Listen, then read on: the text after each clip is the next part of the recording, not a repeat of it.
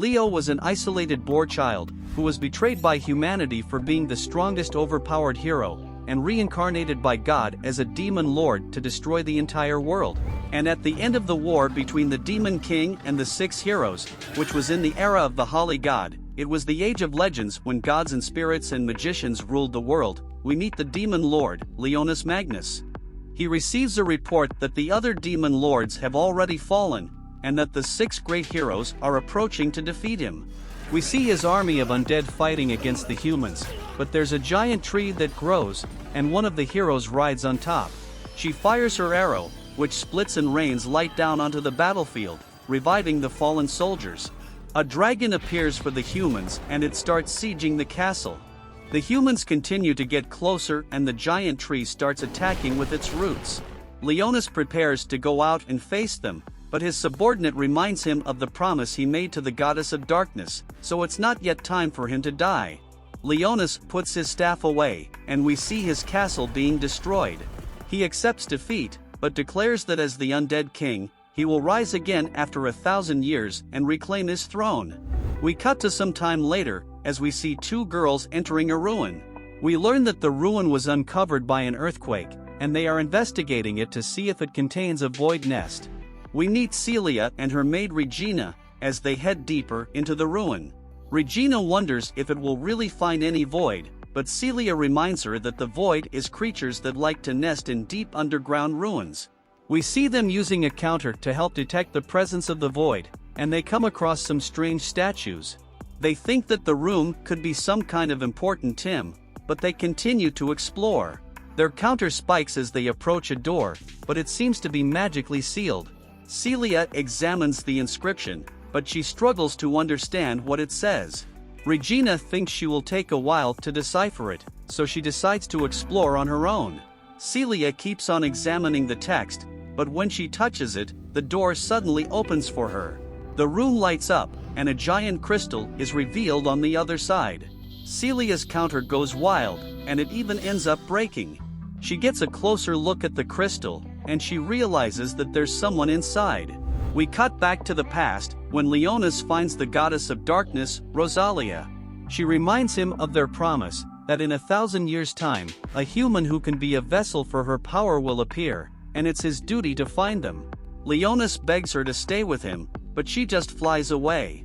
We see Celia trying to destroy the crystal, but her weapon seems to have no effect. Leonis is awakened by the disturbance, and he wonders how she entered the room, because it should be sealed by magic. He wonders if 1,000 years has passed, and uses a spell that allows him to understand Celia. He thinks she is some kind of grave robber, so he prepares to punish her. And his crystal suddenly shatters, blowing her away.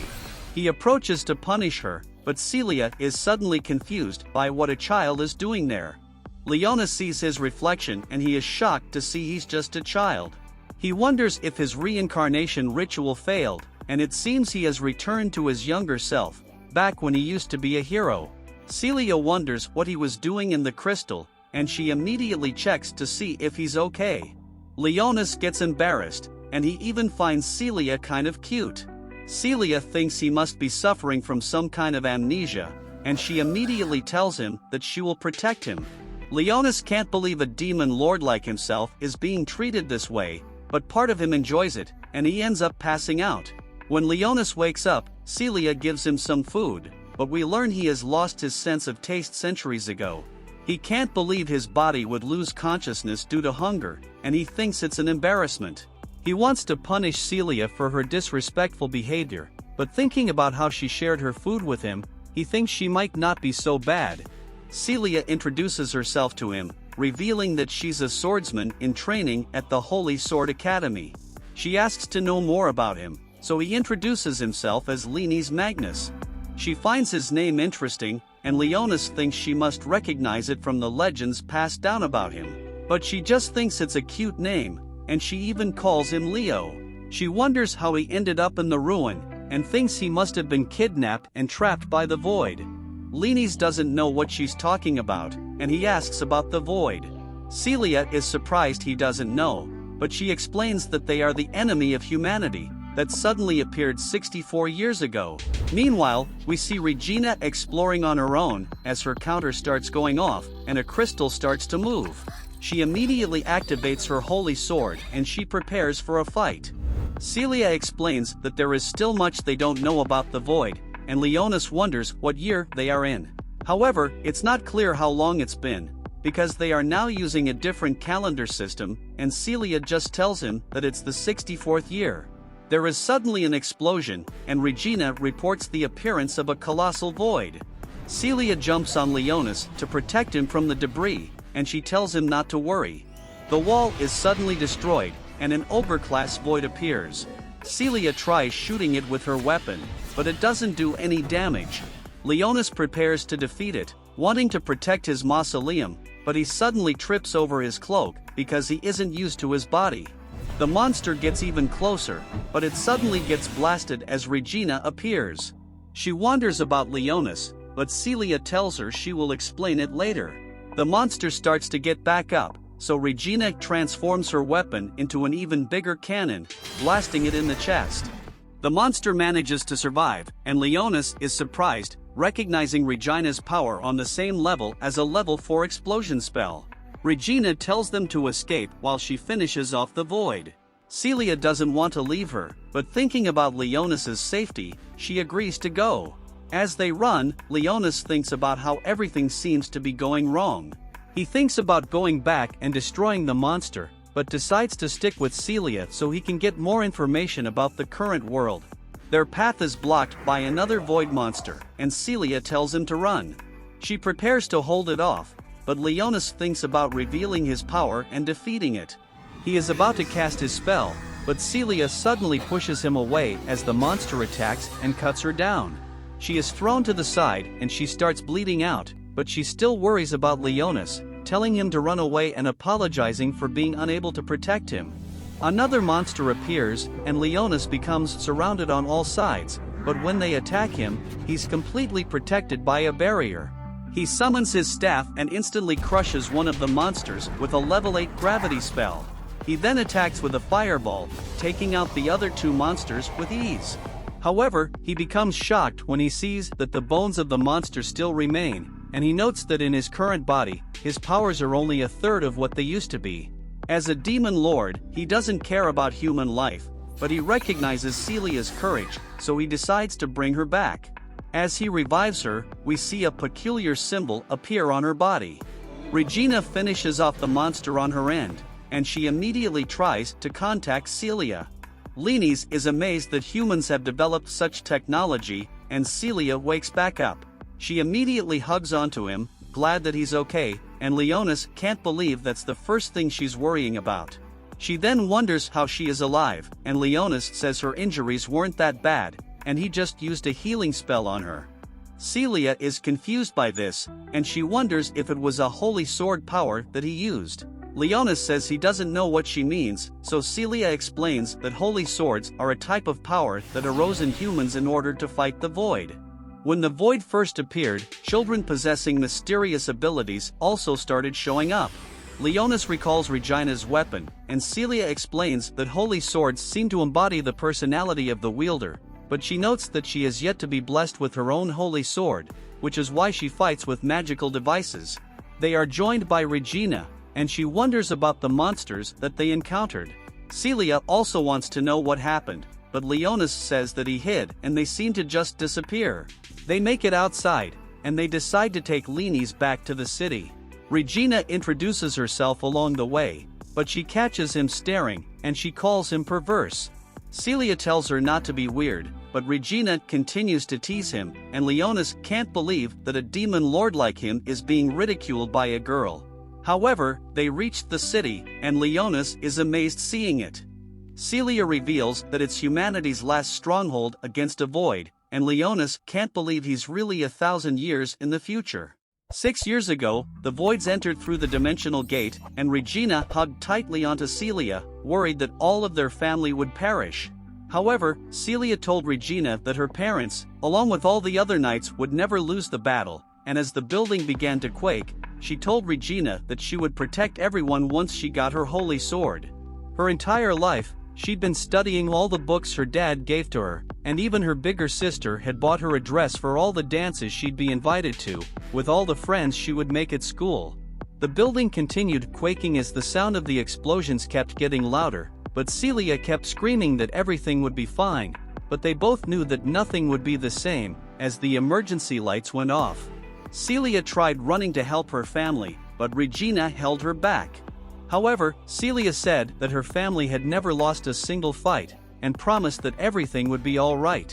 But when the explosions stopped, and the doors opened, both of them were long asleep. The entire city was in ruins, and every single soldier had been eliminated. Hearing those words made Celia collapse, as she apologized to Regina for lying to her that everything would be fine. Ever since that day, Celia knew nothing would be the same, and promised she would never lie again. Leo wondered if this entire place was a stronghold, so the girls told him that they also lived and trained here. This was the first time he'd ever seen an island this massive. Regina told him that it was also able to travel across the ocean to protect humans from all over the world. Celia announced to her leader that they managed to rescue a refugee, and said that he possessed one of the holy swords, saying he had healed her wound because of his kind refugee heart. Leo wondered why the fuck they kept calling him a refugee, so Regina said that it referred to people who lost their homeland because of the voids, and Celia told him that it was one of their missions to save all the refugees. They need more people who are as powerful as him to support them on the front lines, but it was getting late, so Regina began leaving to buy groceries. Once she was gone, Celia told him that he's on his own for the examination, and that she would meet up with him later. But before going through the door, Leo went inside the bathroom, angry at how everything ended up horribly wrong. His plan of rebuilding his demon army was basically worthless now, as humans had advanced without limits, and void monsters were stronger than most of his lead generals. On top of that, he had a worthless child's body, so he called Blackies and Sherry out.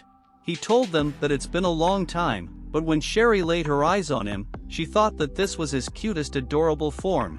He told her to shut her ugly mouth up, and Blackies was shocked to see him in his heroic form, since they had met after he became the Demon Lord.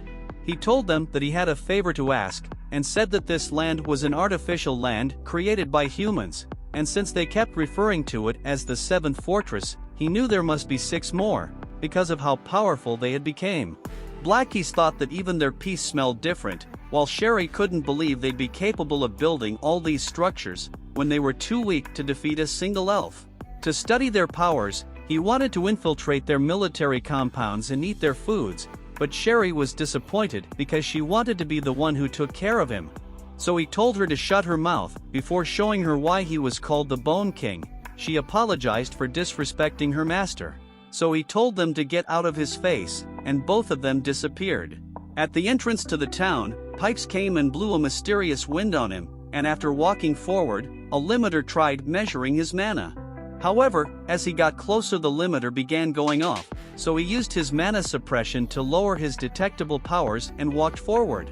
Finally, 2 poles appeared and scanned a laser at him, and when he was done, a machine spat out his card as he looked at it. Celia came to take a photo of it, saying that she now had everything necessary to record the date of his interrogation regarding the capabilities of his holy sword. Leo was surprised by the word interrogation, so Celia told him that it is a routine thing for anyone who joins the academy. He must record the capabilities of his holy sword. Leo thinks that since he doesn't have one, he needs to make up something to fool them. Then Celia told him she would take him on a tour first. Along the way, he saw how advanced their civilization had become, and realized that this was actually a peaceful place to live in. Before his eyes, she showed him Excalibur Academy, but when she asked him if it was amazing, Leo calmly said it was. However, she thought he would have a crazier reaction, but Leo couldn't believe it was even bigger than his largest stronghold. As they walked around, she showed him the library, the classrooms, and the auditorium before they ended up at the research lab. These places were only a fraction of all the places in the city, and there were even more dorms for where they lived. On top of that, there was a bath and a dance hall, but Leo had no idea why they would need those for war. So Celia explained that holy swords were brought out by a person's emotions, and failed to appear when a person was depressed. Because of that, all military compounds in the past failed at maximizing the Holy Sword's potential. But Leo felt something was off about the way they mysteriously appeared. As she kept showing him around the city, Celia collapsed, but told Leo that she was okay. Since she'd been gone for 2 days, she needed to get back to training as soon as she rested to get her holy sword out, and Leo wondered why she was the only one lacking a sword. While walking around the academy, one of the girls thought Leo was cute, but the other told her to watch out because he might grow up to become a demon lord in bed. Leo wondered how she knew he was the demon lord, but thought it was just a coincidence. Seeing how all of them were girls, he wondered if this was an all-girls academy, but Celia told him that it just appeared that way because they were in the female dorms area. Just then, some ugly guy who looks like he's been fighting an addiction for the last 12 years appeared, and made fun of her battle scar because she was too unfit to go on expeditions. However, Celia tries to ignore Museelle and leave with Leo, but Blondie stopped her from leaving and asked her who Leo was. When she told him it was none of his business, he started laughing in her face because she was babysitting an ugly kid now, even though he was disrespectful to the King of Bones. Leo tried overlooking it to appear normal. Museelle told Celia that she could join his platoon and never worry about risking her life again, especially with how useless she was at summoning a holy sword despite her bloodline. And with his collection of toys, he promised that he'd take care of her. But Leo knew that they were under his mind control spell. However, Celia told him that she wasn't interested in, tried walking aside. But Museelle grabbed her hair and restrained her. As she yelled in pain, Leo screamed at him and stared with gleaming eyes. And when Museelle asked what his ugly ass would do, Leo cast his demonic spell towards him, making his legs quake until he fell onto the floor. He asked Museelle if he was okay, but told him to listen like the uncultured swine he was, warning him to never lay a finger on her beautiful hair again. Museelle tried activating his holy sword, which was a reflection of his skinny wand, but a mysterious girl with massive orbs appeared, and ordered him to leave the female dorm area with his skinny sword before expelling him. Seeing that he was defeated, Museelle left along with his lackeys. But Elfine apologized that Celia had to put up with him. She saw Leo, and wondered if he was the guy who came with her, and introduced herself while the orbs recorded his size for his school uniform. Seeing that this was another holy sword, he wondered about what else could do. And Celia told Elfine that he was the kid who healed her with his holy sword. With him being the first human with healing magic, she wondered if the large amount of mana that radiated across the city had something to do with him. But as she kept speaking, Celia began losing consciousness, and Leo realized that she'd begun running dry of juice. A few hours later, they finally made it to their dorm, but Leo wondered why it looked so much older than all the others. Inside, she told him that this entire city is built on a merit system, and the higher rank platoon even have a jet bath. Leo wondered what f***ing overpowered weapon would be called a jet bath, and when they went to Regina's room, they saw that she was already asleep after playing with her celery sticks. When they got to her room, he wondered why they don't have any locks, but she told him that they were the worst platoon in the academy, so no one cared about their privacy. On her bed, she began developing plot, but she told Leo to just go ahead and take a bath without her. Inside the shower room, she wondered if he'd be willing to join their platoon, but he sneezed, so she told him to take the shower already. With the shower head on, he was shocked that they'd mastered the ability to combine fire with water, and began washing his head with soap, thinking it's incredible technology. But what he wasn't prepared for was Celia joining him. He wondered if this had any shame, but she told him that she's his sister from Alabama and asked him if he would really want to join their platoon. After all, she's weak without a holy sword, and they're the worst platoon of all. So seeing how honest she was about the disadvantages, he asked her why she continued fighting when she was so weak, instead of being protected. However, Celia screamed that she could never handle another person she cared about passing away, but her mind had finally broke because of that. Leo activated the insignia on her leg, and her eyes glowed red while her vampiric teeth came out. In that moment, she got up towards him, sucking the blood out of him. When she wondered what she just did, Leo revealed that he'd been lying about his holy sword this entire time, because he could never revive someone, and that Celia would never be alive again. By the time Celia woke up, she wondered how he got her to the bed, and asked him who he really was. So he decided to tell her the truth. In his previous life, he was the demon lord who was able to use magic instead of holy swords. So to bring her back from the dead, he used his most powerful Phase 10 spell, Create Elder Undead, and made her the highest-ranking vampire queen in this world. After going an entire day without blood, she had to suck it from his neck before dying. And once she realized he wasn't lying, she told him that she wanted to share her past with him. 9 years ago, a large-scale void attack destroyed her entire country, and because they were the only 2 young survivors, the government took them in, using them as weapons in dangerous missions. Even so, her only wish was to destroy the voids, and she thought that her holy sword would awaken faster since she had the bloodline of the strongest warrior, but has still yet to awaken her powers. Now that she died, she wondered if she would still be able to awaken her holy sword. So Leo told her that she definitely will, but his stomach started growling because he wanted to drink some milk out of her tits. At the cafeteria, Celia wondered why she had no appetite anymore, so he told her that eating food was the slowest way for her to regain her mana. When she asked him what he would be eating, he told her that he would just eat bread. But Celia said that he'd end up malnutrition if he didn't eat better. However, Leo told her that he wouldn't take advice from a worthless zombie, crushing her emotions. And he realized that being a vampire was actually hurting her feelings. She asked him how he planned on paying for his food, so Leo pulled out a gold coin and thought the gold digger would fall for him, saying that he has a mountain of 20 million gold coins to command his army of undead. However, Celia told him that her country only accepts credit cards, and that his gold coins are worthless, so the only thing he could afford to do is breathe. Just then, 2 guys made fun of an ugly girl's uniform and tried to take it off, but she knocked them away with her wooden sword, telling them that she wouldn't hold back if they try to disrespect her again. It was Celia's lifelong friend Sakuya, and Celia asked her why those men were chasing her. So Sakuya told her that she snuck off from her camp's training to gamble their rations away. Seeing Leo, she recognized him as the boy that Elfine talked about, so Celia told her that he was the only healer in this entire academy, and had taken a void down on his own. Sakuya was glad to meet him, and Leo noticed her dedication to the sword through her rough hand. Once they were done, Celia bought food for both of them, and Leo wondered why she was wearing a different type of uniform. So Sakuya revealed that it was the traditional outfit from her homeland, and swore to always wear it, especially since she became the only survivor after her country was destroyed by voids. Leo realized he shouldn't have asked her about it, and her friends came to ask her if she had their money. But she told them that she would pay them next week. The instructor Alto asked Leo to show off his holy sword so they could study the ability types of his weapon. Once he summoned his demon lord staff, she wondered what type it would be, so he claimed that it was a demonic wind type, with wind usually being a support type.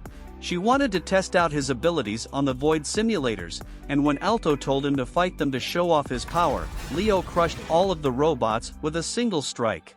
Neither one of them believed he was just a support type, and everyone from outside came to see the destruction he created.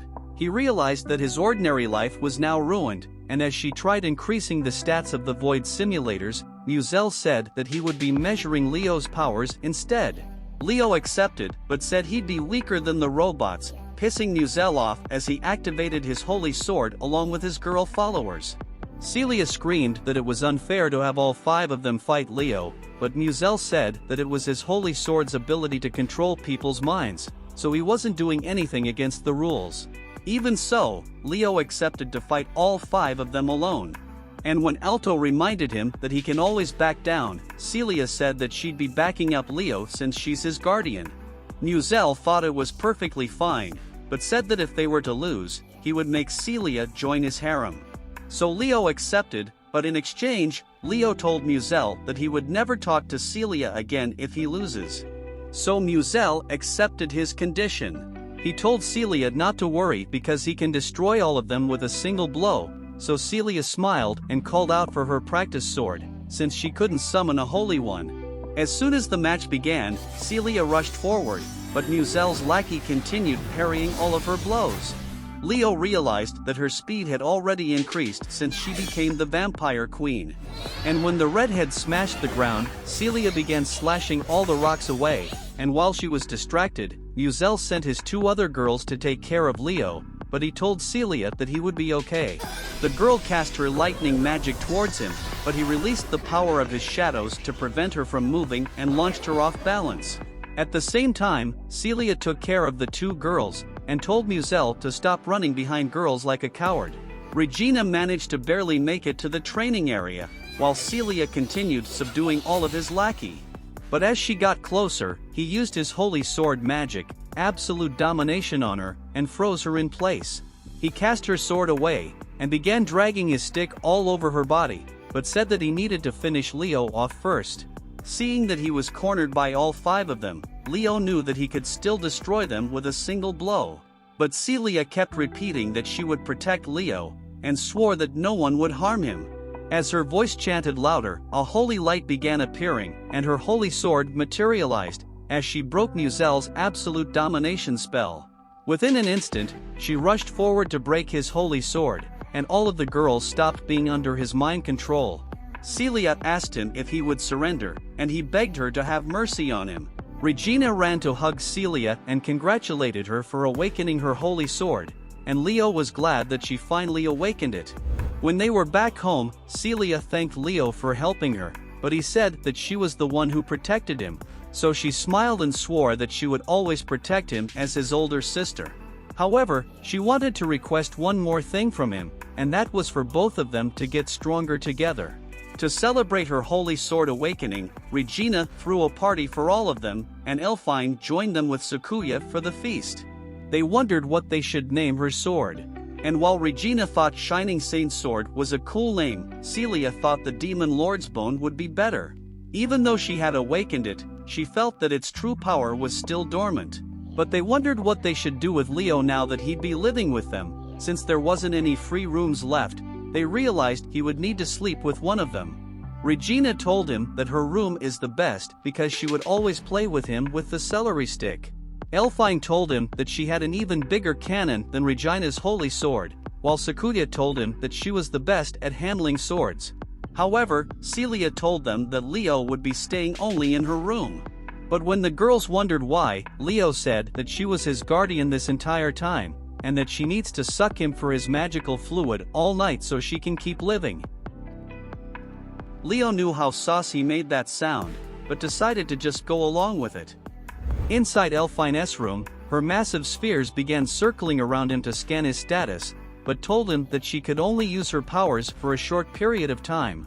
When he asked her what she meant, she told him that 6 months ago, she lost her holy sword abilities when she was on an expedition with a different platoon, and every single one of them lost their lives.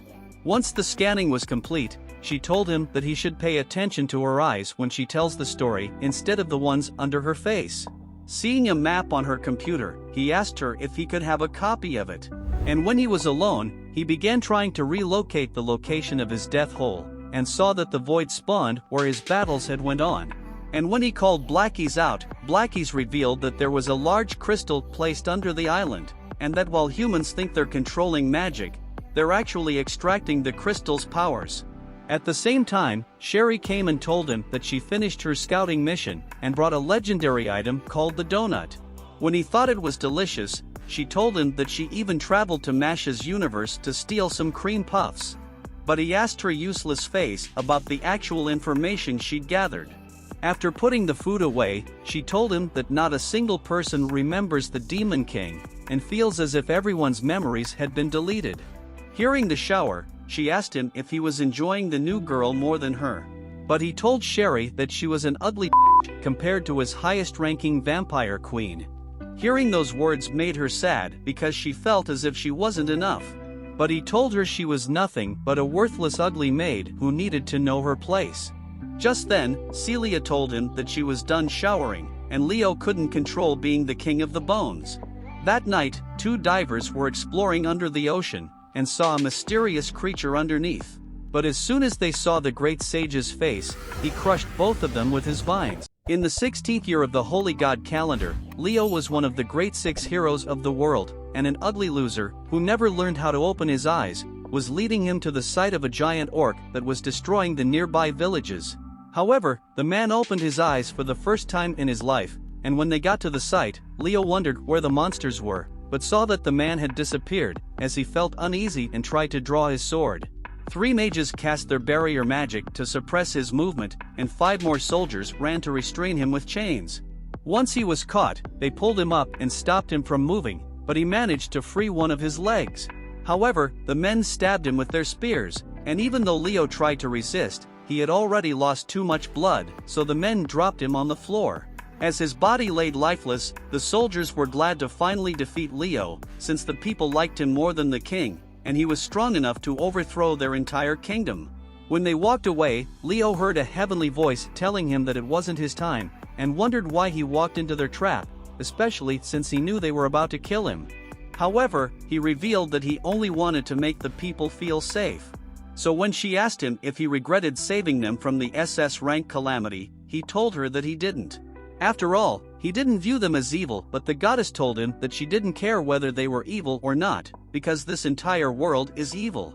She wanted to begin a rebellion against the world, and when Leo asked her why she was inviting him, she told him that he was the only one she could ask for support, but then revealed she was lying. Her real reason was because she'd been watching him all this time, and has fallen in love with him, telling him that it's boring to be a hero, so he should become hers. His eyes shifted towards her and Leo woke up from the dream, determined to find Rosalia and restore the Demon Lord's army. At the same time, Celia was sleeping, but Leo commanded her to wake up, and her body levitated upwards, wondering what took over her.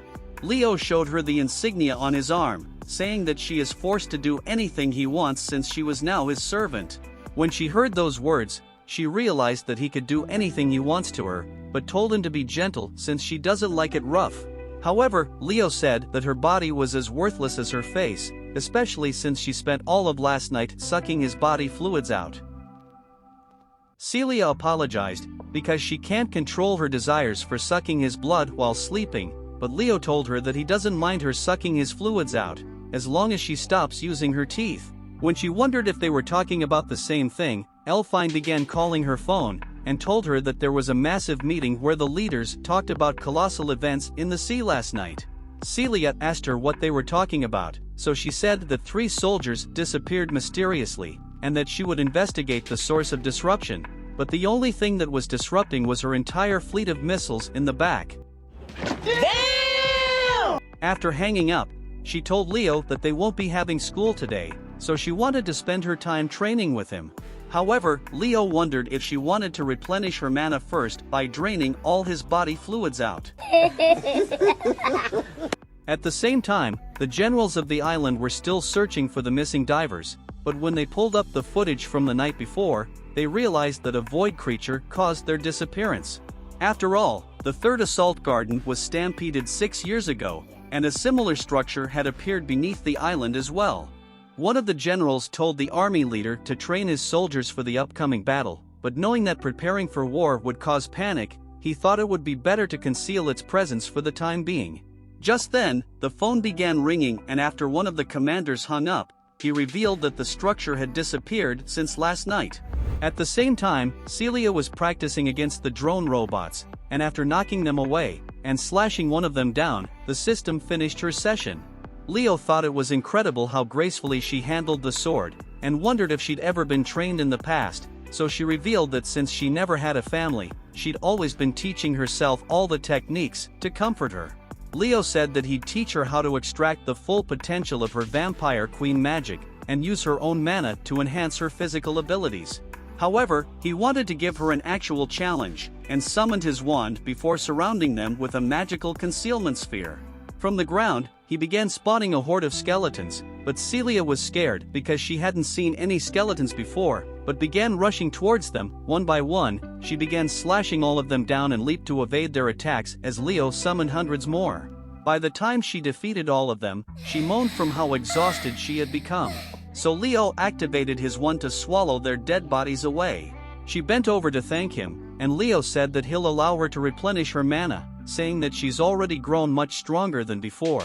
Even then, she still wanted Leo to train her harder and show her how to handle the sword, but before he told her to watch what she's saying, his stomach began growling from how hungry he had become. Meanwhile, Elfine's sphere was scouting the assault garden for the disappeared men, and underneath the island, a group of divers were still searching for their bodies. On the other side of the island, Sakuya's ugly ass had finally gambled all her money away, but saw Blackie sitting alone. As she got closer, she realized that he had no collar, and decided to name him Kurgan, but as he growled at her, she tied up her food to him, and bid him goodbye. Inside Elfine's dorm, Mrs. Massive Cannons came in, and told Elfine to try her new warm liquidy suit, wanting to know if it was good before making Leo eat all of her liquid out. Elfine wished her luck, and Sakuya walked in telling them that something smelled like fish. But when Regina told her that it must be the new meal she made, Sakuya told her that it was definitely something else. After sitting down to eat, Regina wondered why Elfine was in her uniform. So she revealed that she was still investigating the entire assault garden, even on her day off. But Sakuya had already fallen asleep. Inside the city, Leo was still shocked at how nice their civilization was, and how everyone lived in peace. Meanwhile, Sherry's dumbass had become a chef to feed Leo the best food. And when her boss asked her to cut up the potatoes, she told him that she had a sharper knife, and slashed everything along with his plate. The boss screamed, saying this was the reason her master disowned her ugly worthless as she was about to clean the outside of the store. She saw Celia driving Leo around, and as Celia went to get food for him, Sherry stared in jealousy, and wondered why he would pick an ugly hag over her. A few minutes later, Celia arrived at the restaurant she wanted to show him. But when a bunch of kids came out to see Celia, he wondered why they had come to an orphanage. However, she told him that they made their money by selling food like a restaurant. And when Leo saw how some of them used to be his same age, he remembered the days when he would be starving with barely any money. Seeing her smiling around them, he was glad that this world actually cared about those kids. Some ugly fat asked him if he was friends with Celia, but he ignored him. And while Celia was unpacking the food she got, another ugly came to see the treasure under her skirt. But before Leo could kill him, Celia told him that he's just a child, who has no idea what he's doing, so he pulled his shadows away. The caretaker of the orphanage finally came, and Celia told her that he was the lead she found in the dungeon. So all the kids ran and thought he was the coolest guy for surviving against voids. The caretaker told the kids to give him some peace, and when Celia revealed that she'd brought some donuts, all of the kids ran and were excited to eat their favorite food. While Leo stared at them, he realized that this was the place Celia wanted to protect, but the place he wanted to protect was still nowhere to be found. Underneath the ocean, the new divers wondered where the structure had disappeared off to. But inside the cavern, a man heard a vibration against the wall, and Elfine saw the monitor read the vibration. While Sakuya felt it in her bones, two men saw giant branches all around the facility, and it watching them. At the same time, Leo enjoyed eating his food with the kids from the orphanage. We suddenly see Leo's memories of the past, when he was still a hero. A city of the kingdom was being invaded by a group of ogres, putting everyone in fear. The heroes Tiras and Arachel and then Leo had the duty to eliminate them. Arachel starts casting a powerful magic, however, his plan is a bit twisted. He wanted to eradicate not only the monsters but also the citizens. Then, Tiras would use her power to revive the citizens. Yet, Leo had another idea, which is probably the reason he was later betrayed.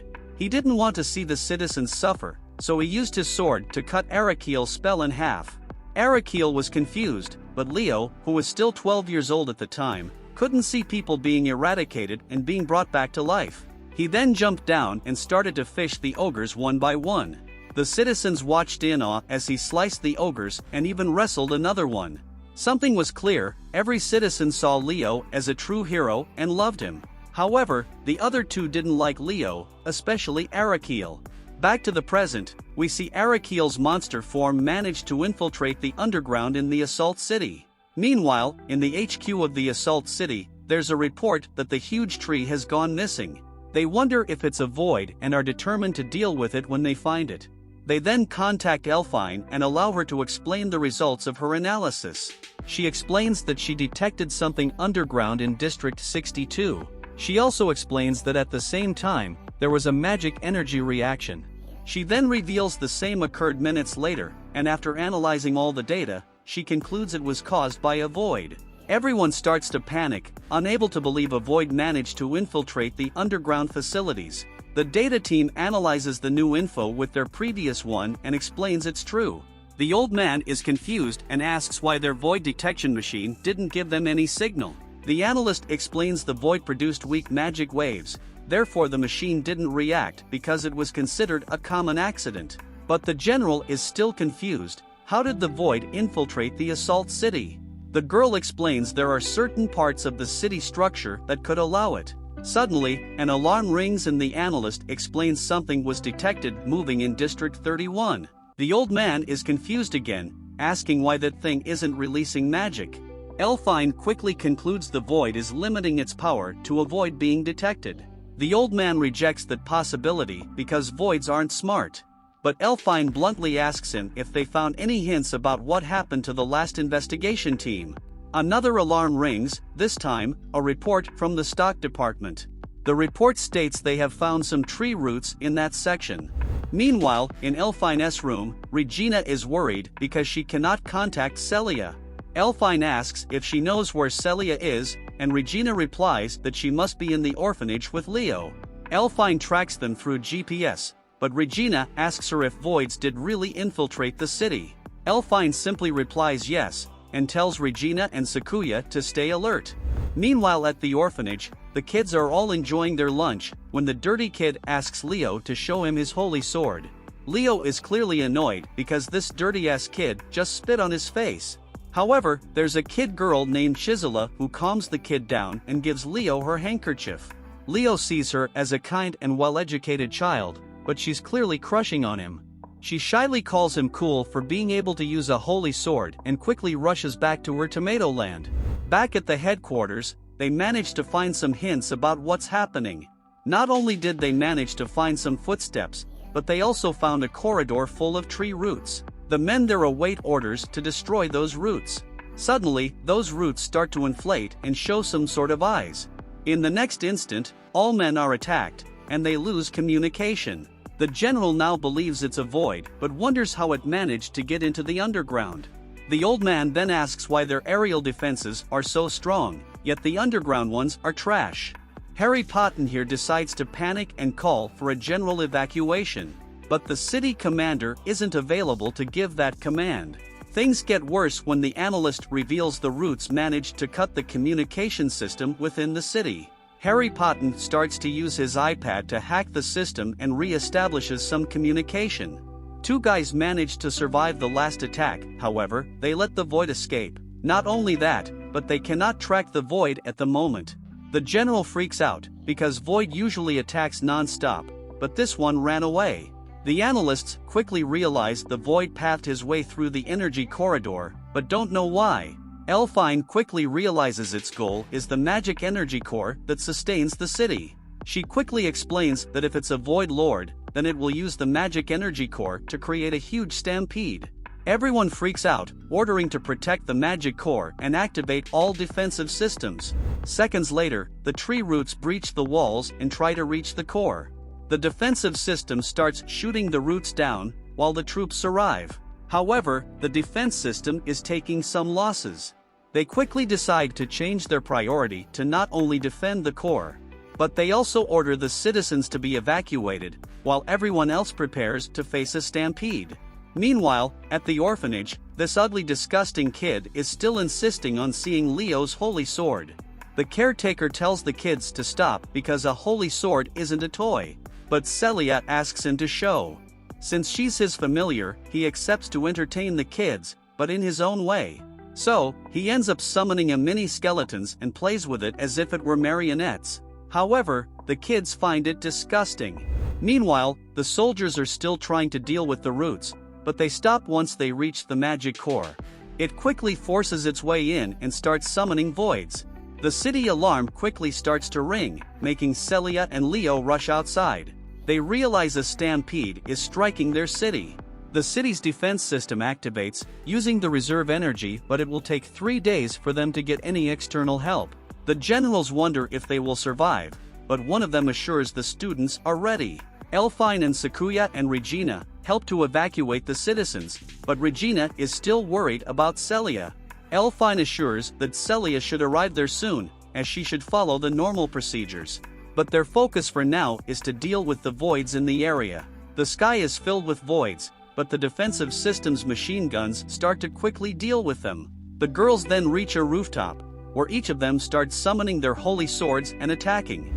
Meanwhile, Leo is watching this from afar, thinking the void humanoids are quite strong. Celia then starts to panic and returns inside, stating they must evacuate the kids. Leo tries to follow, but he's interrupted by Sherry, who asks for his orders.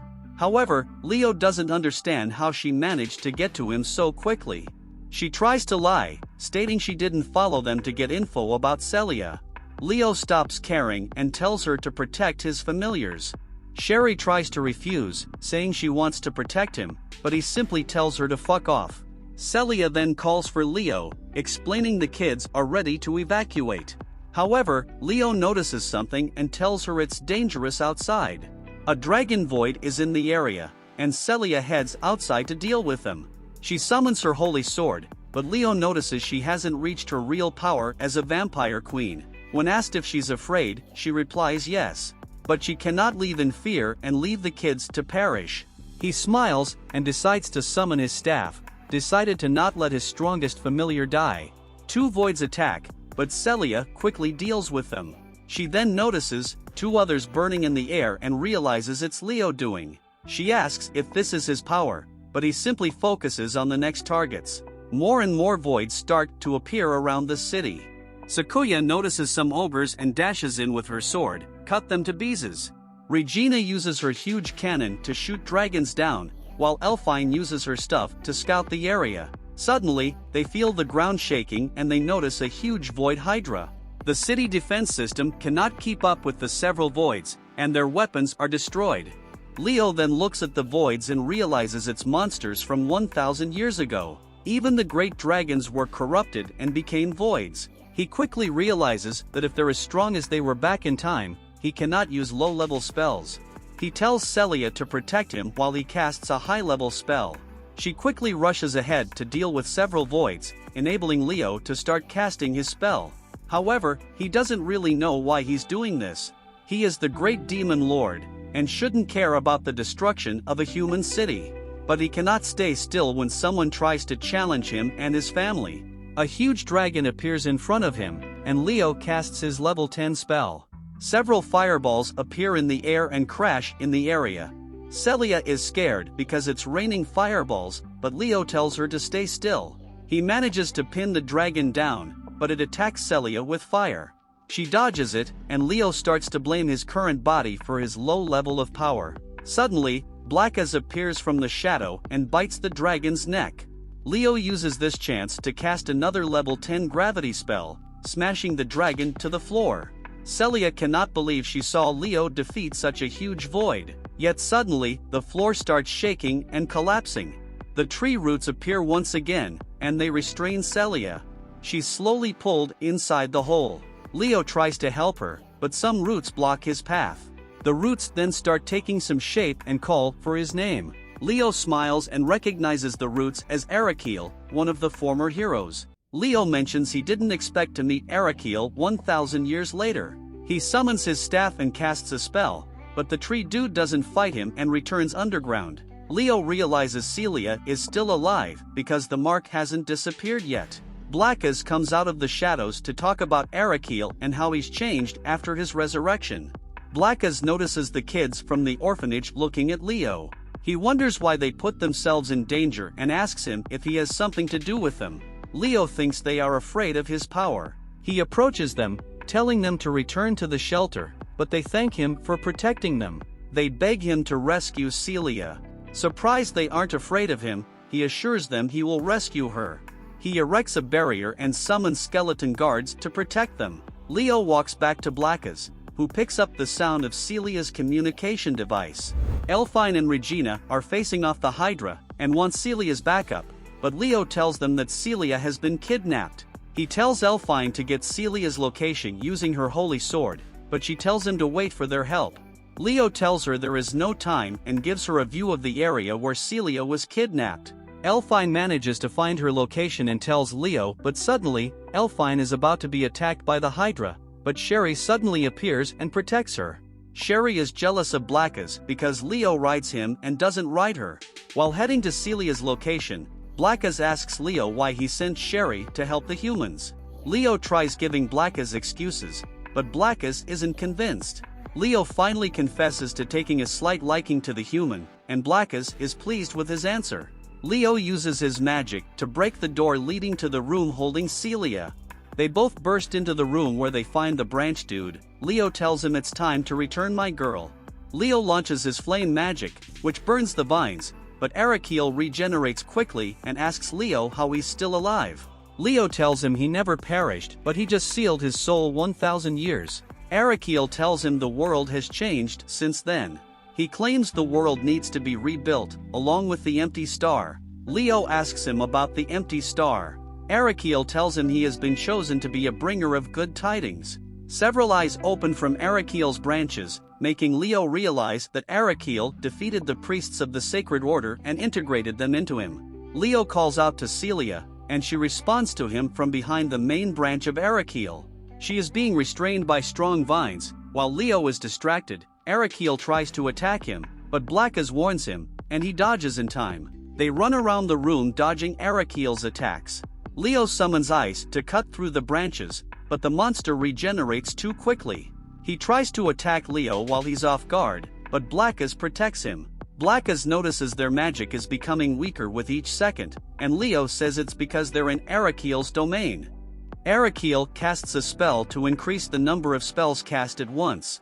He then creates multiple beams of light that ricochet around the room. Leo gets hit by a beam, so he combines his magic attack with Blackas, but Arachel creates a light barrier to protect himself. Blackas tells Leo that Arachel has unlimited power because he's absorbing it from the energy crystal. Leo tells Blackas it's time to take a little risk. Meanwhile, Celia tries to break free from the branches restraining her, but it only hurts her body. Despite the pain, she refuses to give up and let Leo fight alone. She summons her holy sword and tries to cut the branches, but she can't make a movement.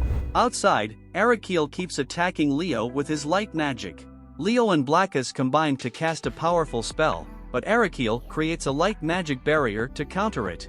Celia is still struggling against the vines, increasing the injuries in her body. Her eyes turn red and some sort of blades come out from her blood. The blades cut through the branches, allowing her to find her precise location. He then throws her communication device covered in his blood, piercing her chest. And with that, Celia finally gets free from the vines, awakening as a true vampire queen. She cuts through the branch in front of her and returns to Leo's side.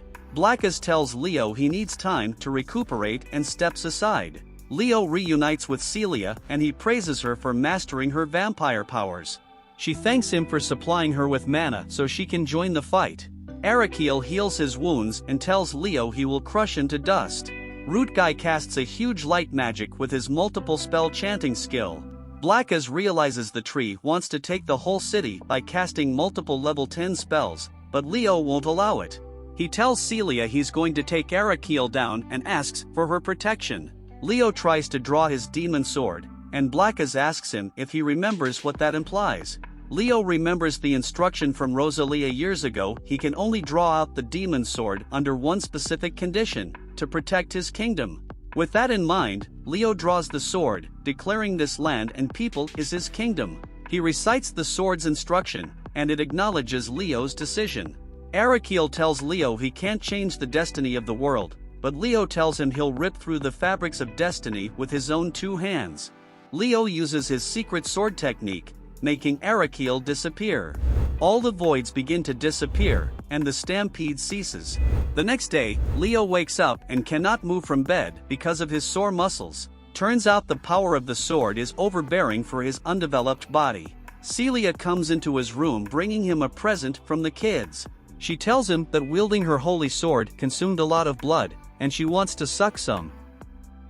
He teases her about her self-control, and she begs him for just a little. So she starts to suck his finger, but suddenly the girls step into the room and find them in this situation. And Regina tells them that they can't do it without her. but Celia explains to them that it's just a big misunderstanding. In the aftermath, the city was devastated by the stampede, but it's slowly being rebuilt. Since the power plant was destroyed, solar panels were built to produce mana. Leo tries to access the information vault, but a spirit tells him he needs permission. Leo is surprised that Spirit still exists, and claims to be a student at the academy. Regina closes his eyes from behind and plays a game of guess who but with extra squeezing, but Leo guesses correctly. He pulls away, telling her they are in public. He asks her if she tailed in just to tease him, but she tells him she came to return something and bumped into him by accident. He tells her he came to do some research on an ancient language. He tells her he hopes the language will help him recover his memories as an excuse. She feels for him and assures him she will grant him access. She approaches the spirit and asks it to let them through. The spirit tells her she doesn't have permission, but she uses a trick to make it grant them access. Regina tells Leo to keep her trick secret. Leo finds out the spirit is man-made and asks Regina what happened to the original spirits. She tells him there are rumors that they lurk in forests. She finds references for the ancient language in the vault and points Leo at them, telling him he can only read the books in the vault. They get a message from the administration inviting them to the commendation ceremony, hosted by Alteria, the imperial princess. Leo is happy about it because he can use royalty as an excuse to ask questions about the human empire. He gets a call from Celia asking him where he is. He tells her he went on an errand but will meet her at the harbor. Regina leaves him in the vault. Meanwhile, in the outskirts, a black lion called Bati tells his gang will kidnap Alteria during the ceremony. Jack agrees with him, saying they can use her to bargain for the freedom of their imprisoned brethren. Gerdra is angry the human locked them up. Elsa asks Bati if they would be able to hold up against the holy swords of the humans. Jack starts arguing with her, and Bati tries to calm them down. A stranger tells them they lack solidarity. Gerdra asks her why she is mocking them, and she tells him she's offering her assistance, because she shares their resentment. Jack asks her if she would help them capture the princess, and she tells them she will give them powers greater than a holy sword. She brings forth a demon sword and gives Bati great power, which allows him to make his own demon sword. Jack confuses it for a holy sword, but the stranger tells her it's a demon sword that can be wielded by anyone. Elsa is impressed and thinks their kidnapping attempt could be successful with such power. The stranger tells them anyone else who is strong enough will also get a demon sword.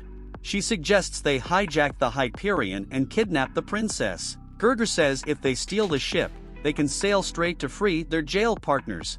The stranger asks them for a favor in return for the demon swords. She tells them to deliver the swordsman to her so they can be used as a sacrifice to the goddess. They agree to her terms. Bati asks for her name, and she introduces herself as Charneck, the witch of the ever-dark forest. Meanwhile, Leo arrives at the harbor, impressed by the battleship docked there. Leo decides to get Celia a gift and is impressed when the vendor tells him the elves make it. Leo asks him about the elves, and the vendor explains the diversity of people who reside in the city. Princess Alteria stands on the battleship to greet the people gathered at the harbor. Her guard tells her she shouldn't stand too close to the edge. She apologizes, telling him she was looking for someone. Celia and the rest of the platoon meet up with Leo. He gives her the gift he bought for her as thanks for saving his life. She thanks him for the gift, telling him it's adorable. She tells him it's time they board the ship and meet with the princess. Leo asks about Regina, but they tell her she won't be attending the ceremony. Suddenly, a student named Fenris calls out to Celia, asking her what she's doing at the harbor. Celia tells her they were invited to the commendation ceremony. Fenris tells her she is busy all the time because she is on the student council. They begin to argue, but Elfine breaks it up. Fenris tells Celia she heard she awakened her holy sword and congratulates her. Leo asks Celia about Fenris, and she tells him they are some sort of childhood friends. Meanwhile, Bati and his gang infiltrate the ship. They take down guards and steal their faces to take their human appearance. They commend the plan of Charneck for working so well thus far. The ceremony begins, but Leo sits down, looking through a copy of the history books. He notices some missing information, which indicates someone was trying to hide the events of the past. Sherry appears, and he asks her what she has discovered. She gives him information about the ship, and he presents her with a gift, which she isn't too pleased with. She takes it anyway and disappears into the shadow world. Celia and the girls invite Leo to the pool, but he refuses, saying he can't swim and doesn't have a swimsuit, but Celia has already a swimsuit for him, but it is strange how she knew he needed a swimsuit. In the pool, Celia is training Leo how to swim, but Leo's mind is thinking about how dangerous these weapons are. But when he noticed that the children were swimming better than him, and the guests started talking about him, he felt embarrassed and very angry with himself. Later in the day, it's almost time for the princess's speech. She is being led by her guards, but they are ambushed by Bati, and his accomplice disguised as staff. They take the princess hostage, but she releases the master key, and the pierced creature runs away.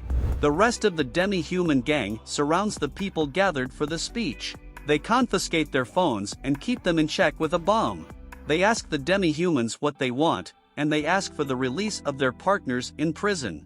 But Regina tells them they don't negotiate with terrorists. He tells Regina they will be sacrificed to the goddess. Leo tells Celia he wants to make sure of the princess's safety, and disappears into the shadow world. Bati and his crew force her to activate the ship and head towards the capital. She tells them they would be heading towards a cluster of voids.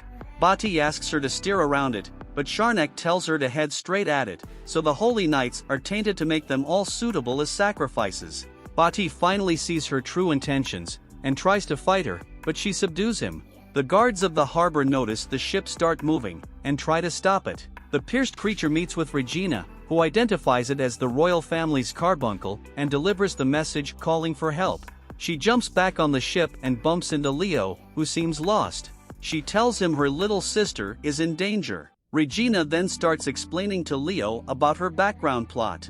She introduces herself again, this time as the fourth princess of the Ortolese Empire, and Alteria is her younger sister.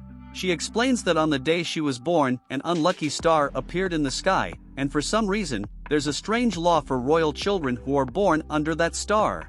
In short, the kid must either be deleted or locked up in a monastery in the mountains for the rest of their lives. But Celia's grandfather was unhappy with how Regina was being treated, so he decided to take her in, and that's how she became Celia's maid and friend. She then mentions there's a chance that the demi-human gang has taken her sister to control the ship. Leo is confused, but she reveals the royal family are holders of the power of the spirits, and the ship's navigation system is an artificial elemental, which can only be commanded by royal blood. In short, Alteria is the Hyperion itself. With that information, Leo decides to recapture the princess. He mentions Celia and the others should be fine despite being held hostage in the hall. Regina gets shocked, but Leo replies they're the ones who can do it. He thinks the carbuncle should know the way to the main bridge, and Regina lets the spirit lead their way. Meanwhile, at the party hall, Fenris tries to talk to the beastmen, asking how they even got there. But the wolf guy smiles, mentioning they just used his holy sword.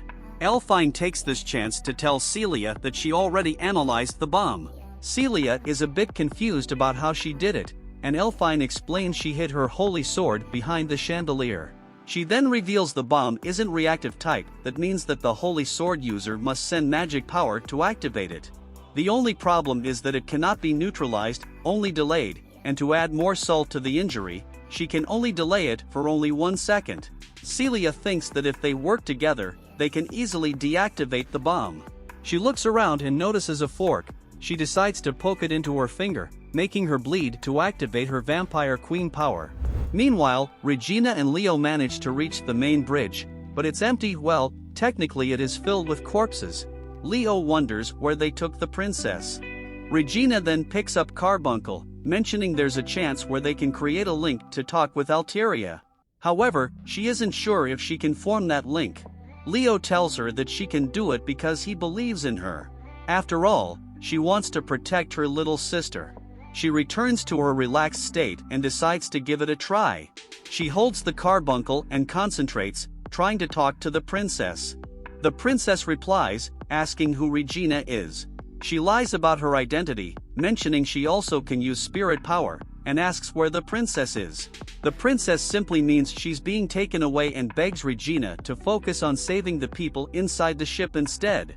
The The princess then mentions the terrorists have set the course of Hyperion to avoid Black Reef, and reveals their only way to stop the ship from reaching this destination is by taking the carbuncle to the bridge. Regina then explains everything to Leo, who immediately asks her where's the princess. Regina reveals Alteria's location, but is worried because if they choose to save her, everyone else will be left alone to their destiny. But Leo simply tells her to stop the ship because he will save the princess. She refuses to let him go alone because he's just a child. Leo ignores her words and uses magic to destroy the window. He tells her that he's a lot stronger than she thinks, so they should focus on their missions. He jumps down while Regina tells him to save his sister. Meanwhile, at the party hall, we see that Celia is trying to use her vampire powers to control her blood. She manages to create a thin line of blood, all the way to the guy controlling the bomb. She tells Elfine to prepare herself to delay the bomb. Meanwhile, Fenris never shuts up and starts blabbering toward the wolf guy. The wolf dude gets as annoyed as I am and threatens to slice her neck off, when suddenly Sakuya somehow manages to free herself and drop a plate. The terrorist cannot understand how this chick is still eating some bread, and asks how she got rid of the ropes. She simply replies she used the knife on the table. Wolf guy gets annoyed and passes toward her, but Elsa reasons that Sakuya's aura is quite intense. Once again, Fenris gets up and opens her mouth. Celia uses this opportunity to control her blood again and prepare for their attack. The wolf dude doesn't wait, he attacks Fenris, who somehow manages to dodge, and pulls out some judo moves and restrains the guy on the floor. Wolf guy isn't happy about it and tells Jack to blow the apple. Elfine uses her ball to delay the spell, enabling Celia to use her blood and destroy the guy's wand. Sakuya follows up, by pinning Elsa against the table, and Fenris summons her ice wolves to freeze the wolf dude.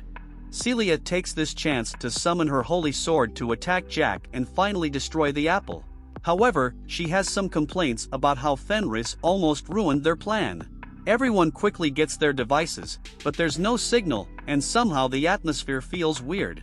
They check through the window and see how close they are to a void reef. Voids start boarding the ship and attack them. Everyone knows their tasks. Elfine and Celia will help the guests get to safety, while Fenris and Sakuya defeat the monsters. Celia suddenly hears Leo's voice, but is confused because she doesn't see him.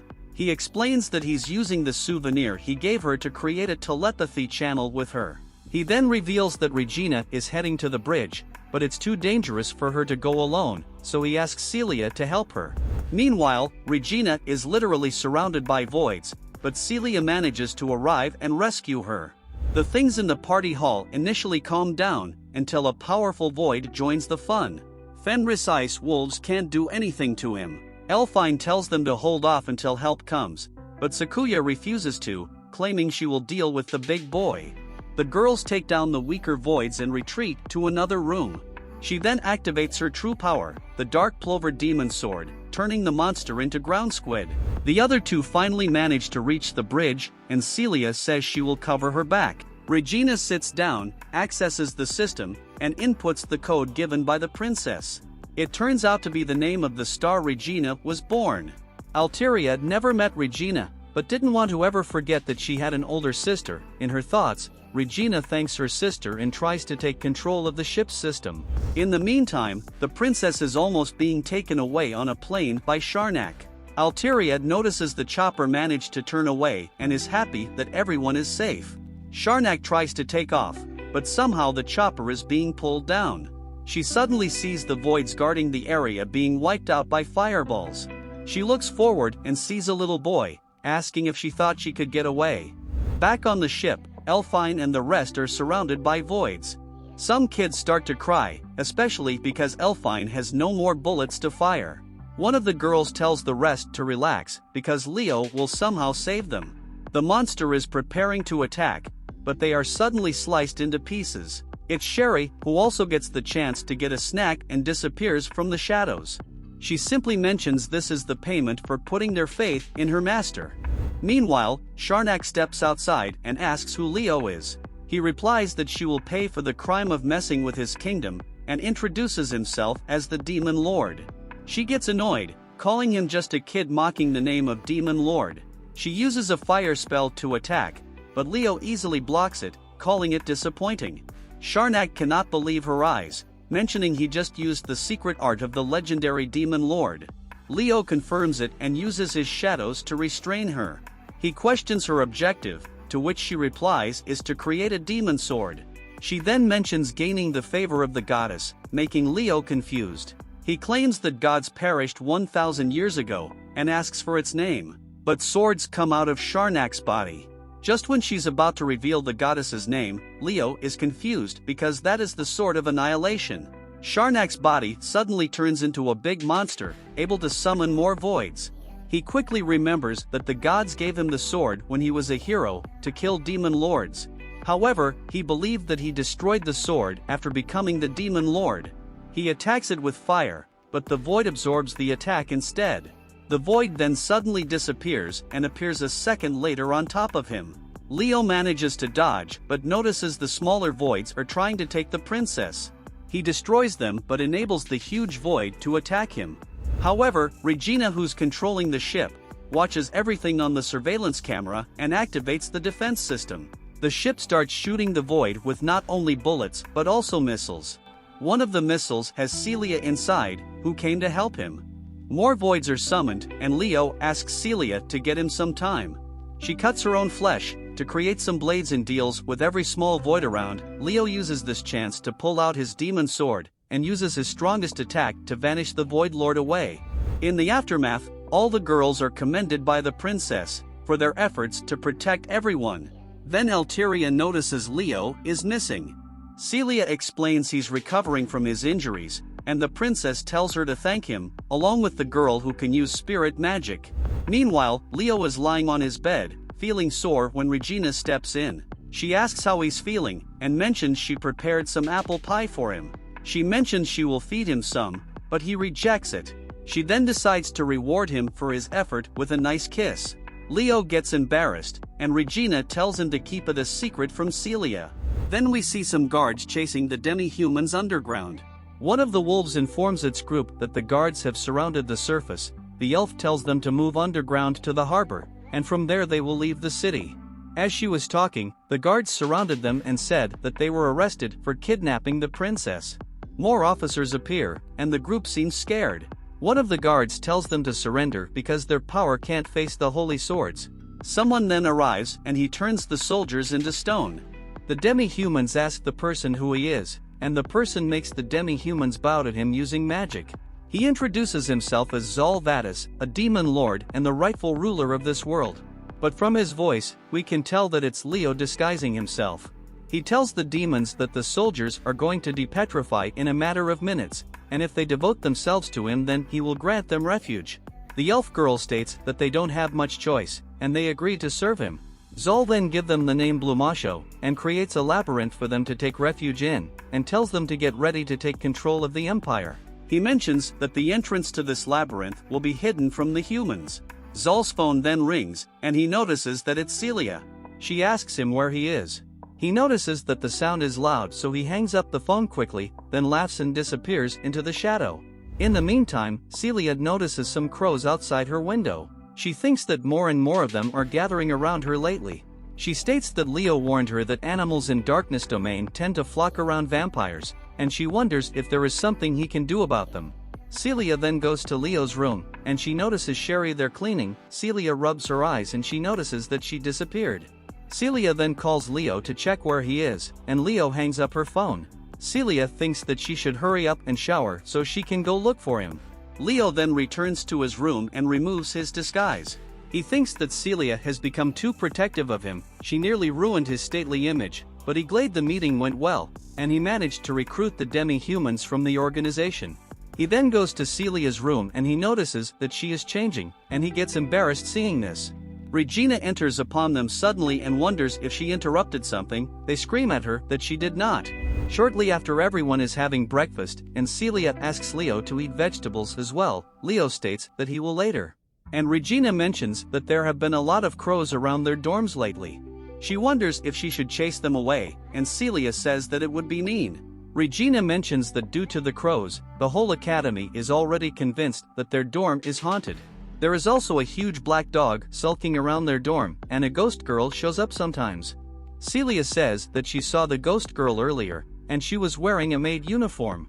Leo mentions that Celia must have imagined it, and he thinks that stupid Shari should be more careful. Celia then asks Leo where he went this morning. He lies and says he was out for solo training for the practice match. Regina states that Fenris' platoon is nothing to worry about, but they spent all of last night coming up with a detailed plan of attack. She hopes that they win and go up a rank. Celia thinks that she has to step up as this is her first match after she got her holy sword. In the practice match, Celia and Leo take out an enemy flag. The audience cheers for Platoon 18, and meanwhile we see that Elfine is scouting out the enemy, and Regina is sniping them to keep them in check, and Sakuya is going into the middle of the field to act as a decoy. Gillian thinks that Platoon 18 has a nice strategy, but if their diversion fails, then it's going to have disastrous results. Celia then encounters Fenris's wolves going ahead, and one of them manages to injure her. Fenris then comes out and she mentions that she had a feeling that Celia would show up here. Celia wonders why a platoon captain is defending his subflag. Fenris states that she is here because of their rivalry, and she mentions that she has also sent two of her attackers after their main flag. With Elfine there, it's essentially them against the sniper, and Sakuya is good with swords, but so stupid as she chasing the wolves. Leo thinks that this woman is mean, but she is smart. Fenris then shifts the mode of her holy sword to fight Celia. She asks her platoon mate to take care of Leo. Fenris then attacks Celia, but she manages to block the attack. She punches her again and manages to get a hit, and then binds her to a tree. Meanwhile, Leo defeats the other girl with his shadow magic. Celia can't accept defeat and manages to break through her binding, and takes out Fenris with a sword strike. In the meantime, Elfine and Regina manage to capture the flag, and Platoon 18 wins the match. Gillian thinks that this wouldn't have happened if the 11th platoon had just gone after the main flag. Alto says she still thinks that both platoons aren't completely perfect yet, and the old man says that their imperfection might be the reason people are drawn to them. After a while, Leo is taking a bath with the rest of the girls. Celia is washing him up, and Leo wonders if it's right for him to be here. Elfine says that according to the Academy regulations, children can bathe with their guardians until they are 11 years old, but the King of Bone inside Leo has a boner. Regina asks Sakuya if she wants her to wash her back. Sakuya says she is alright, but Regina grabs her hard anyway, and says that her fun bag has gotten bigger, and Leo witnesses all of that, and tries hard to control his stretched stick. Celia then says that they might have won their practice match, but they shouldn't get complacent because if Fenris hadn't focused on her, their team might have lost. Sakuya apologizes for falling into the enemy's trap, and Elfine mentions that it's fine as she did run into the attackers who were after their main flag. Because of this, she defeated them. Regina and Celia agree too. They then stack their hands on each other, and they all promise to better themselves for the next battlefield. Elsewhere, the Void Lord Nephekes, surrounded by demon swords, and wonders who killed Charneck. He offers the demon swords to something he refers to as a goddess. He says that the goddess is going to awaken soon.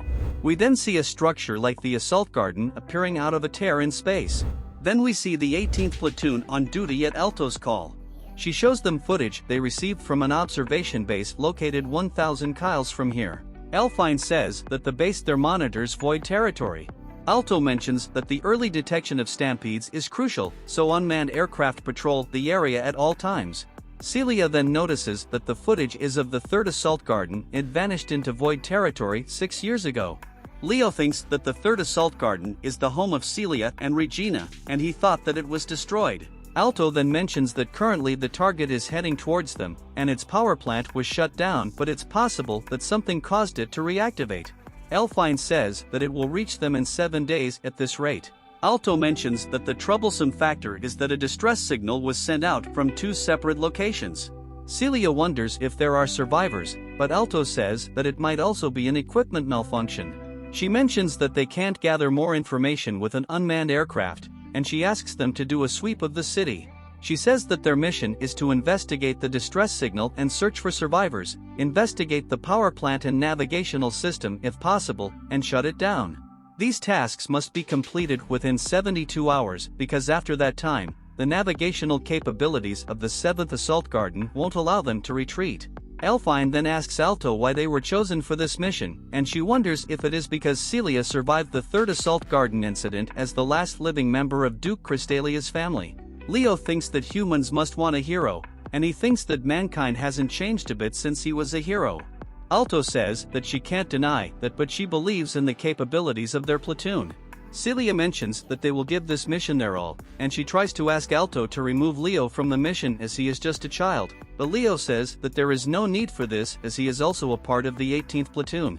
The next day before leaving, Leo tells Blackas and Shari that he noticed the insignia of the Sacred Order in the ruins of a city far from here.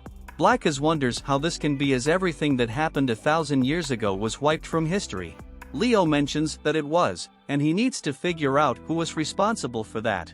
Blackas says that he will keep a watch on Leo's kingdom while he is gone, and Leo asks Shari to accompany him on this mission. Leo then asks what's on Blackas's neck, and Blackas says that this is a gift from Sakuya, and with this he won't be mistaken for a stray dog and kicked out of the campus grounds. Leo then leaves, and while on the ship, Regina lets Leo sleep on her lap and she cleans his ears. This makes Leo fall asleep, and he dreams of the past. In his dream we see that he is polishing his bones, and Rosalia tells him that the time when she is no longer able to remain by Leo's side is approaching. Leo asks her to not joke about this when he has finally created his kingdom, and Rosalia tells him that this isn't a joke. She mentions that she will be reincarnated 1,000 years into the future, and she wonders if Leo will come looking for her when that happens. Leo says that he will track her down if that happens, and Rosalia mentions that she would like Leo to promise her something, but Leo wakes up and wonders why he is sleeping in Celia's lap instead of Regina, and she tells him that they switched. They then land on the third assault garden, and Celia says that she will head to the central garden to investigate the power plant, and she asks the others to pinpoint where the distress signal came from. Elfine says that they should check in with each other every hour, and she mentions that she will also leave one of her drones with them. They then split up, and Leo asks Sherry to accompany Elfine and the others to make sure that they stay safe. After a while, Celia makes a stop and she tells Leo that there used to be a pastry shop here that she frequented, but while she stayed in the shelter and prayed, it was all destroyed. Leo tells her that it's not her fault, but suddenly they detect some void activity, and they are attacked by a beam of light by the thing that Nephekes referred to as the goddess, and the attack traps Celia under a pole.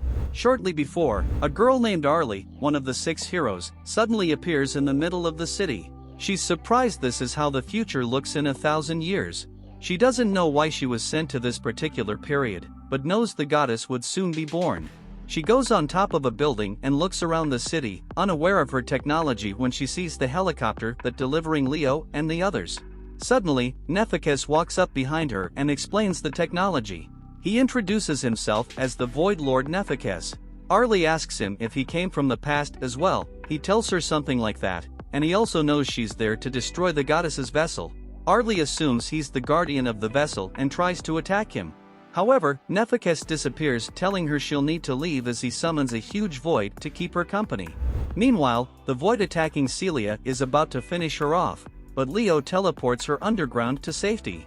He engages the void in a battle of spells, but the void can block low-level magic. Still, Leo says that he will show the void what the real magician looks like.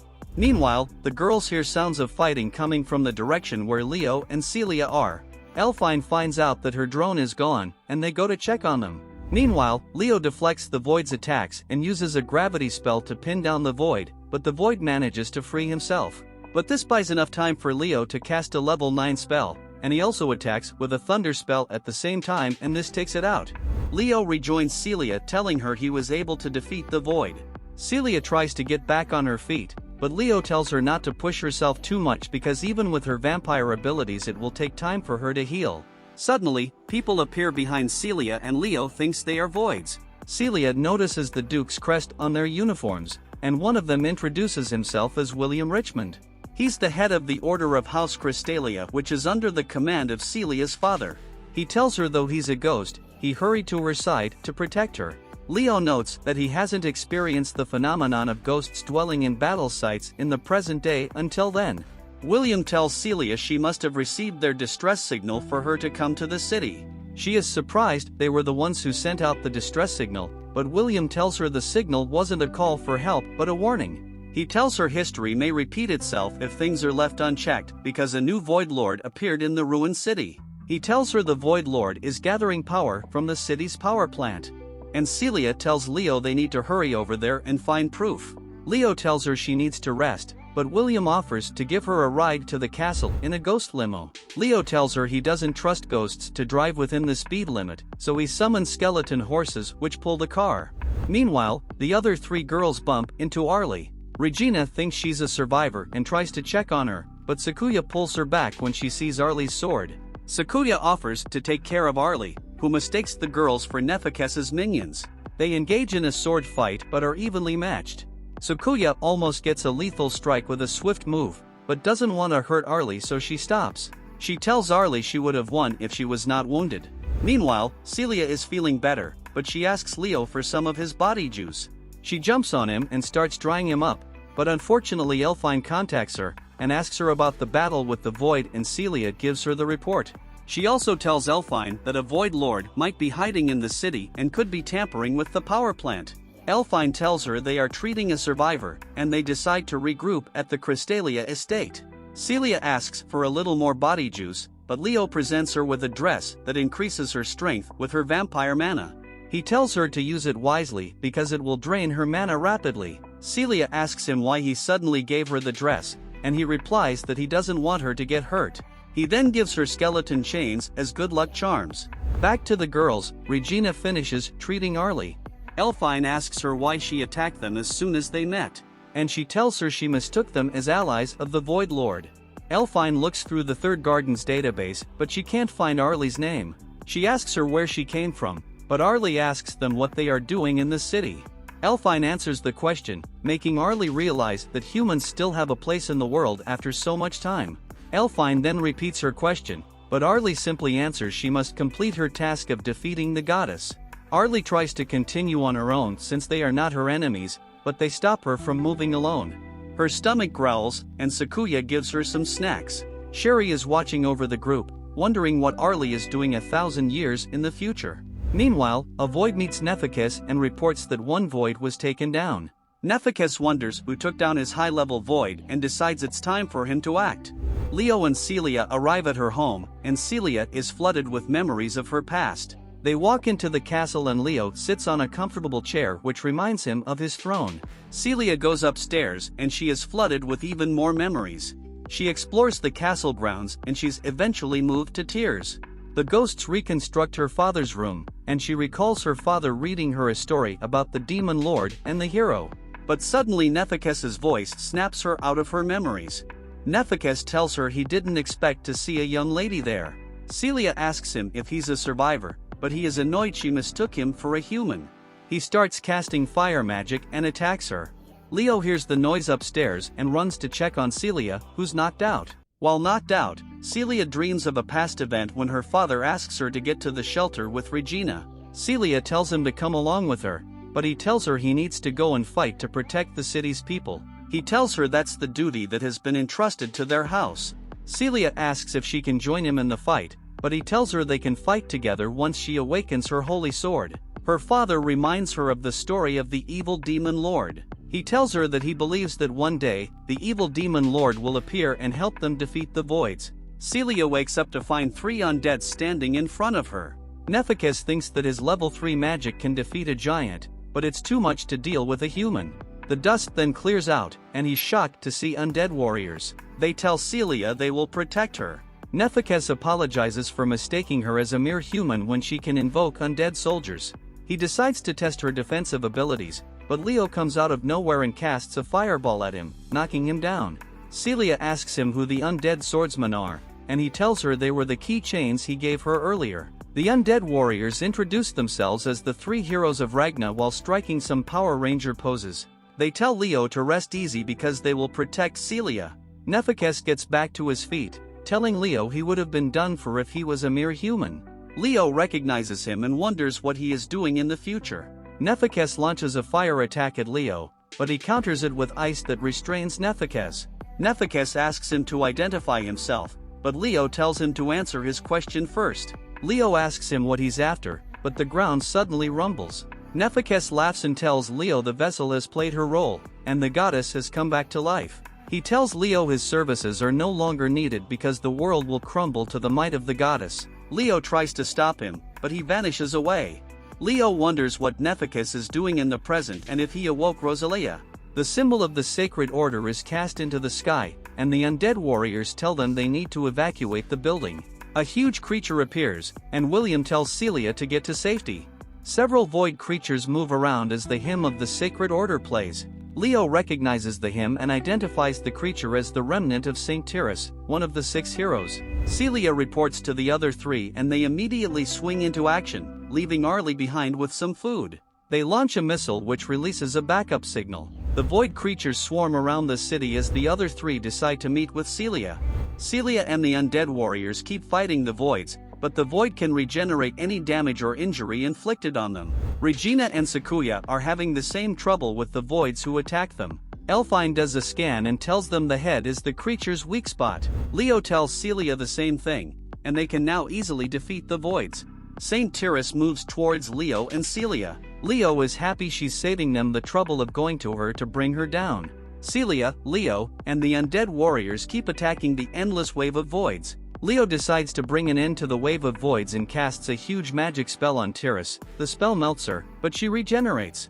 Leo is surprised she withstood such a level 10 spell. She casts a level 11 spell of her own, and Leo puts up a defensive barrier. She releases several magma stones which destroy everything around her. Leo tells Celia he's going to finish off Tyrus and asks her to watch his back. The undead warriors and Celia protect him from the voids, as he jumps and draws out his demon sword. He tries to strike at Tyrus, but the sword starts resonating. Suddenly, Rosalia's voice comes out of Tyrus, asking if he wants to use the sword to kill her. Leo doesn't understand what's going on as the voice tells him he can't use his sword to bring her down. Leo strikes at Tyrus, but the strike is blocked, and she casts a spell that shoots light arrows in every direction. Leo is hit by a light arrow, and is knocked to the ground. Tyrus prepares to cast another spell, but Celia summons the dress Leo gave her, leveling up to the Demon King Girl, and uses blood magic to immobilize Tyrus. The undead warriors protect Leo from the void, and Celia picks him up. Leo remembers promising to find Rosalia if she ever resurrects. He wakes up in Celia's arms and tells her to run for her life. She hugs him and tells her to drink his body juice so she can run. Instead, she pours her mana into him. Leo remembers Rosalia asking him to make a promise. She wants him to kill her if she comes back as something else in the future. Leo refuses, but she urges him to remember and find her real body through the guidance of his demon sword. He's now convinced it was not a dream, but a memory Rosalia sealed away until the right time. Celia is still trying to use her blood to inject mana into Leo's body, but he keeps remembering the moment when Rosalia asks him to kill her with the demon sword if she turns into something different in the future. She tells him that by doing it, he will be able to find her real self, and the demon sword will lead him to his destiny. Leo finally wakes up and realizes that Rosalia had put a seal on his memory to forget his promise to her. However, he refuses to give up and gets up to see Tyrus regenerating. He then promises that he will do anything to find the real Rosalia. He picks up the demon sword again, and Celia asks about his wounds. He explains that he's now fine because she saved him when she used her mana to heal him. He's still confused because he doesn't understand if his memories returned at the right time, or if it's because Celia returned all the blood that she drained him. He then turns to Celia, and he asks her if she can rip part of her dress and give it to him. She complies, and he uses it to fully heal his wounds, but he worries about his low mana. Tyrus then starts getting up, and the two prepare to fight, but they're stopped by William, who also wants to lend his strength. He knows that Leo has a way of using his magic to take their souls and use it as a mana. They feel like they fulfilled their job as knights of Celia's family. Celia asks if he can do it and Leo confirms he can. One of the knights tells him that there are also souls of people who died 6 years ago, and they want revenge so use them too. Leo looks around and sees several soul orbs. William asks again for their wish to be fulfilled, and Leo promises to fulfill their last wish. He uses the demon sword to cast a spell that absorbs all the souls into an orb. The knights thank him for fulfilling their last request, but Leo explains that he wants to ask for a favor. He wants the knights to help them. He then summons several skeleton knights from the ground, and then merges the knights' souls into these new bodies. William realizes that he can now fulfill his job as a knight. Leo then turns to Celia and explains that he still hasn't recovered enough power to defeat Tyrus. That's why she and the knights must find a way to buy him some time, especially since Tyrus will summon several other voids. Celia tells him to leave it to her and raises her holy sword. She then uses her blood to create several spears for the knights. Every Skull Knight starts getting hyped out to fight. Meanwhile, Elfine finishes making the preparations with her team to fight the Void Lord. They prepare to leave on their bikes, but Arlie stops them. She asks them to take her as she wants to join the fight. Regina mentions that would be stupid because she's still injured. Suddenly, a void comes toward Arlie, but she deletes it with a simple swing. The girls are impressed, and she explains that she's the only strong enough to defeat the Void Lord. She then claims that her holy sword was born to destroy those monsters. Sakuya then comes forward, stating that it would be easier to defeat the Void Lord with her power. She tells Elfine to allow her to join them, and if something goes wrong, Sakuya will find a way to protect the girls. Elfine accepts and they prepare to head out. Back to Celia, she's fighting the voids alongside the soldiers. Every single one is capable of dealing with the monsters. They're trying to give Leo as much time as he needs to recover his power by absorbing the remaining lost souls. However, he feels like it is taking so much time. Meanwhile, the girls are driving to meet Leo and Celia, but they notice the quantity of voids around. Elfine says she will use her power to drive Regina's bike, allowing Arachel to attack the flying voids. Regina accepts the orders and summons her cannon to shoot the beasts. One of the voids focuses on Elfine, but Sakuya slices it in half. Celia then tells the knights to move forward while keeping formation. However, she doesn't notice a void attacking her from behind. One of the skeletons defeats the void, while another manages to catch her. She notices she isn't injured, and they explain that it's because she has the Vampire Queen's power. She thinks that's mostly due to her dress, as Leo explained that it would help her control her power. She flies back up to continue the fight, mentioning that she must do everything to protect Leo. The skeletons for some reason also start flying and defeating several voids in midair. That's when you realize that a single skeleton is more powerful than the average student. Celia then notices something on her back. Leo is absorbing a huge quantity of souls, and the ball has become huge. The Void Lord looks at him and starts casting several magic circles. He knows this is bad because he still needs more time to use his full power. Tiras then changes the direction of the magic circle toward them. Leo yells at everyone to run away and take cover. Tiras then activates the magic, launching several magma balls toward them. However, everyone grouped up in pairs, one using magic to create a shield while the other flies them away. Celia asks if Leo is okay, but he explains that he's fine, he just needs a bit more power. Meanwhile, Elfine and the girls watch everything from afar, and she tries to contact Celia. Regina wonders if everything is okay, but Elfine isn't sure. Suddenly, a huge void appears behind them. Regina tries to shoot it down, but it deals no damage.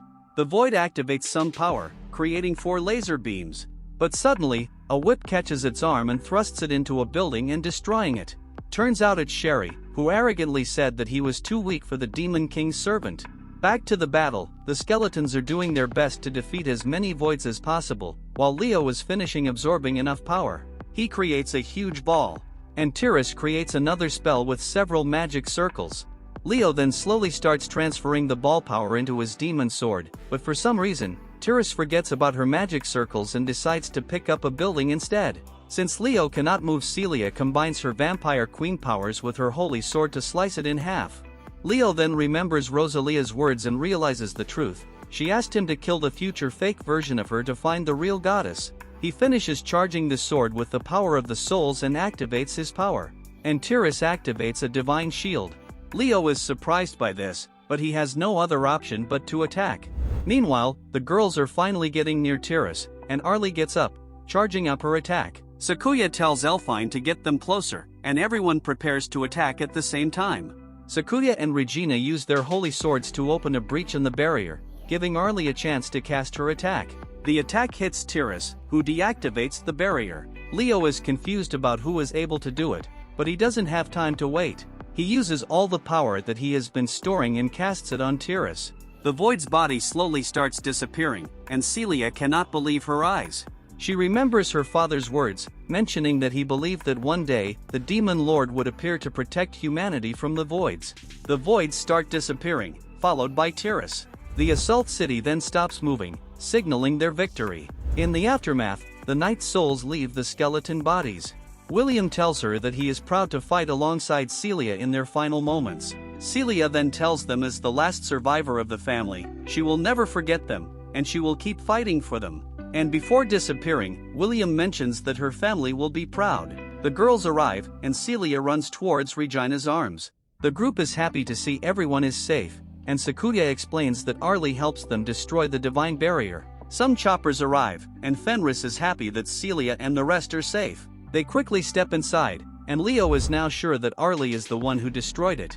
However, he doesn't understand how a hero from 1,000 years ago is still alive. Celia asks why he looks so worried, but he replies that he's fine. He notices a book in her hands. She explains she found it in her father's study, so she decided to bring it as a memento. However, she cannot understand the language.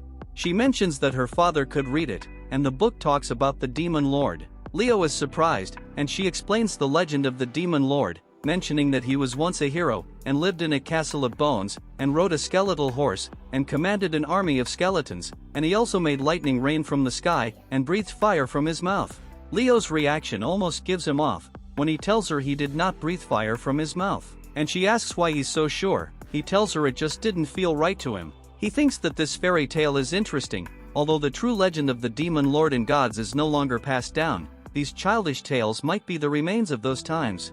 Celia then says that Leo reminds her of the Demon Lord in the story, and Leo mentions that he doesn't shoot fire from his mouth. He then asks Celia what happens to the Demon Lord in the end, and Celia says that the hero defeats the Demon Lord and everyone lives happily ever after.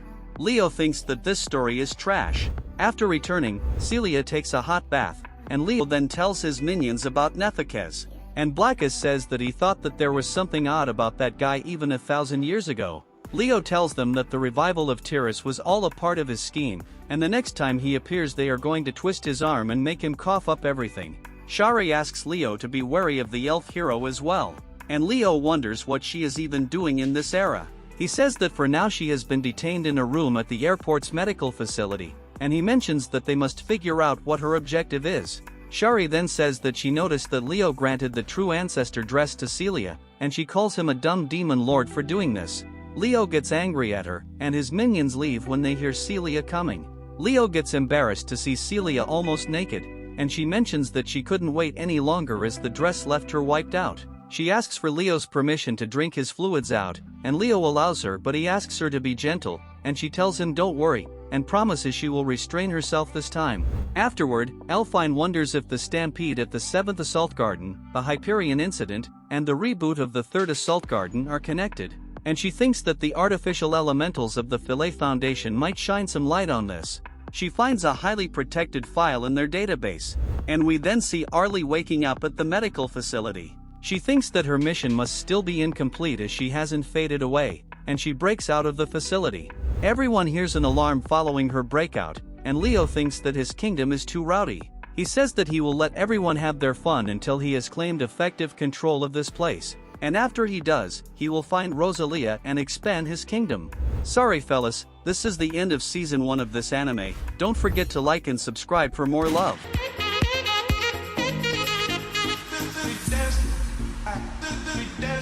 If you like the video, don't forget to like and subscribe to let the world know about our love for anime.